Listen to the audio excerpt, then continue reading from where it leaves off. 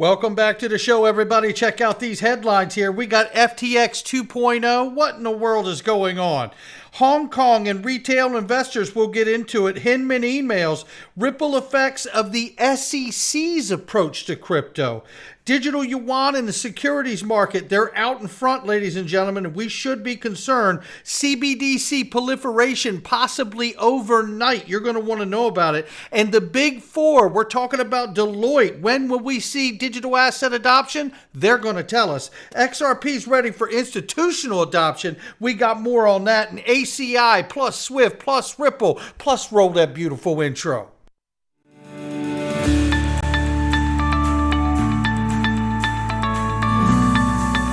Digital Perspectives with Brad Kimes. Come on in.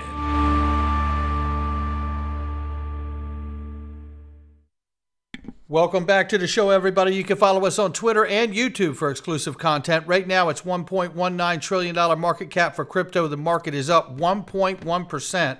Good afternoon, everybody. Bitcoin, 27,300 plus, 1,800 plus for Ethereum. Tether market cap is 82.9 billion plus right now.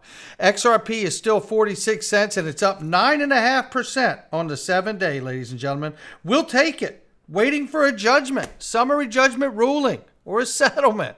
Well, you know what? We're still waiting. Right now, you can get Flare naming services, and you don't have to wait for that. The decentralized way to build identities online with Flare networks, .flare domains for your wallets and websites. And soon to be coming, they will have an option to help you build out that website. Make sure you click the link to my sponsor underneath the video and get your domain today. Right now, FTX CEO John Ray III billed just over 6.5 hours in his last cycle reviewing and working on what appears to be FTX 2.0. You have got to be kidding me. At the very least, you change the name, don't you? Good gracious. Well, don't underestimate the significance of the U.S. leaving LIBOR, which is the interest rate, the way it has been for decades, to the moving to SOFR, the new way of calculating the interest rate. This is the interest rate, the interbank interest rate that banks lend to one another, right? And the formula has changed. If you remember, if you've been here a while, you know that Sandy O'Connor, who sits on the Ripple board, is one of the architects of the new rate, the SOFR rate. So this is exciting. It's symbolic break from the City of London banking system. If you see here, Gold Telegraph's tweet, it says in 2008, the height of the global financial crisis, central banks from across the Western world were involved in the manipulation of key interest rates that was reportedly covered up. Are you surprised? I'm not. And the way that was broken down was really the way the LIBOR rate was calculated amongst a few banks. And the SOFR rate is supposed to be a more accurate rate. The changeover from the LIBOR to SOFR rate is important because you just don't do it overnight, right? There are contracts that happen, and the verbiage in all of the contracts before SOFR was created do not have the language in the contracts between banks to be able to simply make that contractual change in the rate. So as these contracts, long-term or short-term, begin to expire, you will see entities shifting from LIBOR to SOFR. We'll keep an idea up to date on all of the information as we get it. Hong Kong to allow retail investors to access licensed crypto exchanges. This is refreshing, and this comes on the heel of Ripple announcing that they've got Fubon Bank and the pilot for the EHKD, the Hong Kong CBDC, which is going to be piloting real estate tokenization and DeFi, decentralized finance, with the CBDCs. Very exciting stuff. And let us not forget, for any confusion, I just want to clear this up very quickly here to anybody who is confused. Ripple is excited about the use cases of EHKD and the role of the XRP ledger in its progress, with real-world asset tokenization predicted to be multi-trillion-dollar industry in just 7 years. How about that one? Ripple has gained ground in its struggle. Give Michael Branch a follow. How many followers does Michael Branch have right now? 8,474 followers. Can we give this guy a follow? He does so much for this community. He got hacked. He was at 15,000 followers. He lost his page. Now he's back. Let's show the guy some love here. Let's get his followers back to that 15 level and beyond. Ripple has gained ground in its struggle with the SEC by opposing sealing of the Hinman speech documents. The release of the Hinman documents on June 13th looks likely to provide evidence that contradicts the SEC's arguments. This is quite problematic, ladies and gentlemen. We know that. But here is an incredible thread from Bob Ross here from Sologenic and Corium. And I want to shout out him on this, because he shares here in the SEC versus Ripple case, the Hinman docs could vindicate Ripple and XRP in addition to boosting Coinbase's own litigation as well. Bob says here quickly, the ripple effects of the SEC's aggressive approach to crypto regulation are being felt throughout the industry. The current situation reveals that the SEC has never been in a weaker position on crypto topic in the past. The agency's attempt to classify almost all digital assets as securities reveals a lack of understanding about the unique nature of these new technologies. Companies like Ripple are facing unnecessary legal battles due to this oversight. $200 million worth of unnecessary, I might add. He goes on to say here, the SEC's pursuit of the crypto projects, many without reasonable grounds, has effectively shot the agency in its own leg. What a statement. It's so true. Stifling innovation and causing a significant number of projects to go offshore. Companies like Ripple are forced to deal with this adverse environment. This is not just about stifling innovation. It's about jobs, investments, and capital that the U.S. is losing. The SEC's approach is like an old school lawmaker trying to apply outdated laws to a technology they don't fully comprehend. The reality is, crypto assets are a new asset class, and treating them simply as securities is to overlook their unique qualities and potential. The smart move for the SEC would have been to create a regulatory framework that considers the nature of these assets. Recent court developments in the Ripple case shed light on the SEC's inconsistent stance, revealing that there may be reasonable ground to conclude that not all crypto assets satisfy the criteria to be classified as securities. This also has implications of other things like Coinbase, he notes in that extended comment here. He goes on to say, to finish this, the SEC needs to shift from its regulation by enforcement approach.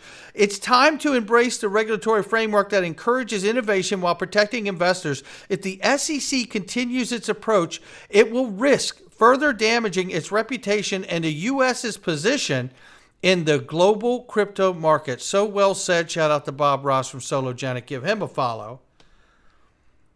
But Michael Branch shares here, this is what's going on the global scale, ladies and gentlemen. They continue to grow and take off. It's China we're talking about here now. Per the China media outlet Securities Times, the China Securities Regulator Commission, known as the CSRC, has officially approved the first application scenario for the digital yuan in the securities market. What are we waiting for? Right? We better get moving. And we better get it done right. Here is an overview from G. Edward Griffin, the author of The Creatures from Jekyll Island, the guy who wrote the book that explained how the Federal Reserve was created by the richest families in the world down at Jekyll Island off of the state of Georgia. You need to hear what he says about CBDCs and about how they're popping up like mushrooms overnight. But in fact, they've made this decision many years ago. Take a listen. The whole world is moving in unison. It seems to make no difference whether you're in a first world country or third world country or whatever, however you want to describe it. Everybody's doing the same thing. And it kind of reminds me of what we saw in COVID.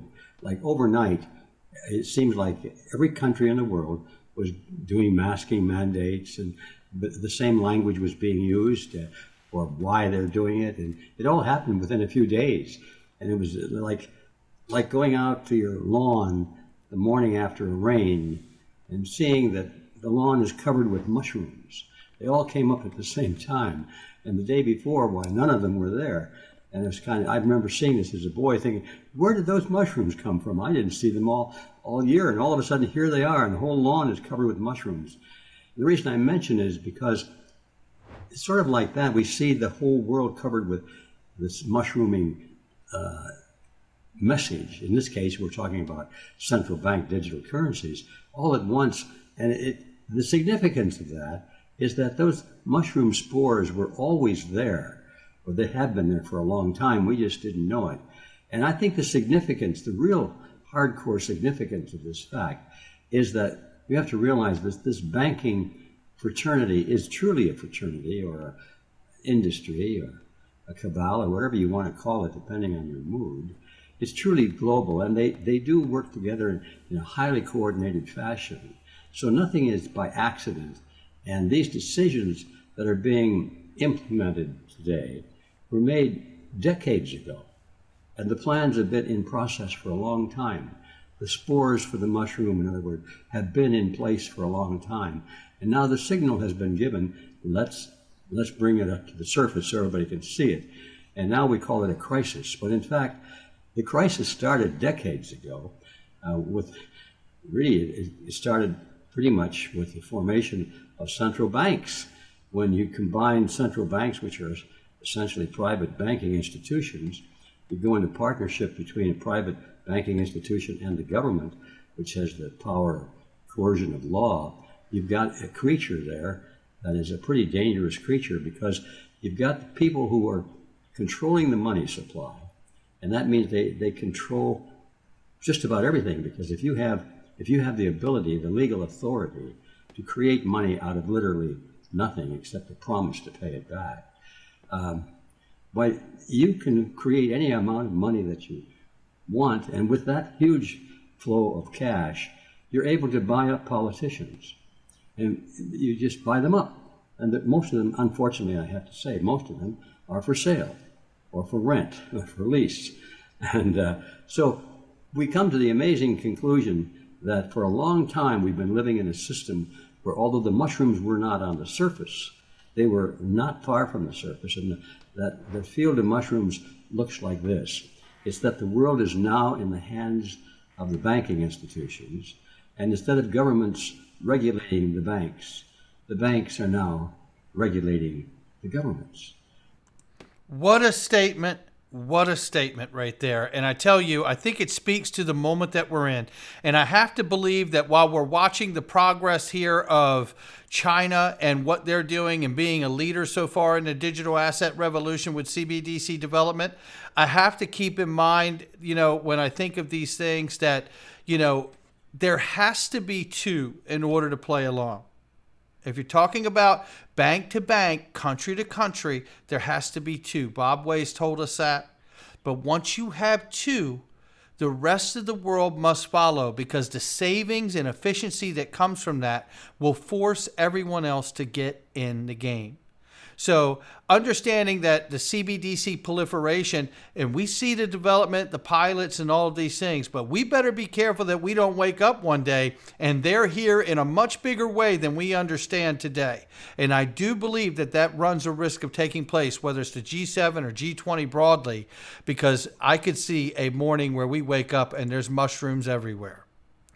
Deloitte here says, or Mr. Mann shares here, Deloitte, because they tell us when digital assets will get their day in the sun.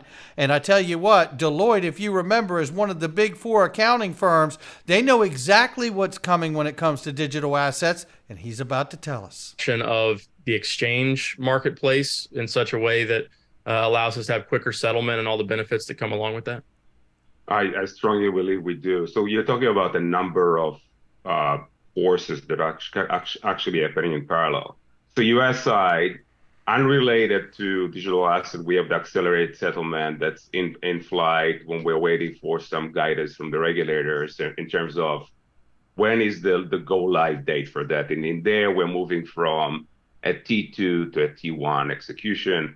And Deloitte actually has been behind it. We've been supporting the industry working group to put the proposal in front of the regulator and move forward with that. That has nothing to do with with digital assets. However, the analogy I'll put in place, we've been supporting, when we supported T3 to T2, it was more of you squeeze another hole in your belt. So you squeeze the belt on, you get it within existing processes. When you're moving from a T2 to a T1, it clearly requires an underlying changes of the supported technology. Now, it doesn't look at the exchanges, but it looks at the process that supports around the exchanges. So how do you work around, between the capital markets players, the sell side, the buy side players, within existing processes today, the batch processes that will not be able to afford the timing, and how do you lean on a more automated technology? And that's where digital ledger technology will come into place with automated, instantaneous settlements or atomic settlement, helping those processes. However, it will require massive change to existing processes. Some of the businesses that we do today, like repo or cross-border that Richard was speaking about, will need to change to account for that, or the notion of netting. Now, going back to your question, John, will this happen within the next 5 years? Yes, I think it will require, and we'll speak about some of the items we're doing in this space, it will require what I call a private-public collaboration, where the industry will come and say, we are proposing to change those processes, to move to a T+1, and long-term to move to a T+0. Well, I tell you something, that is exciting to me, because we know he's talking about distributed ledger technology and atomic settlement. There's only a few things out here that can achieve those things, and one of which I'm thinking about is the XRP ledger. This is a reminder here from ISO 20022, let's do it. ASI and SWIFT. ASI supports around 9% of the global SWIFT traffic and approximately 30% in the US. ASI offers services to banks around the world wanting to connect to leverage the SWIFT Global Payment Initiative known as GPI. ACI also supports real-time schemes around the world, meaning that any bank can use real-time payment systems to support SWIFT, FIN, GPI, DLT, Ripple, wire, and immediate payments. Now, isn't that something? Now, for a second here, I want you to imagine something that we've talked about on this channel here that's been picked up in an article by Beyond Broke, which is Jake Claver. Shout out to him. He says XRP is set to enjoy institutional adoption as only regulated asset, and we need to be thinking about this because it is a possibility. The judge could rule in such a way, or there could be a settlement, but the judge could certainly rule in such a way that only provides clarity for the asset XRP. And at that point, you have to ask yourself, what does this landscape and this space look like? Understanding the market infrastructure that has been built for over a decade now by Ripple themselves for the financial institution. I tell you what, I couldn't be more excited to get this ruling, no matter what it's going to be. It is going to inform all of us on exactly what's coming. And I'm speculating, but I think it's going to be big. Not financial advice from me or anyone else. It's just my digital perspectives. I'll catch all of you on the next one.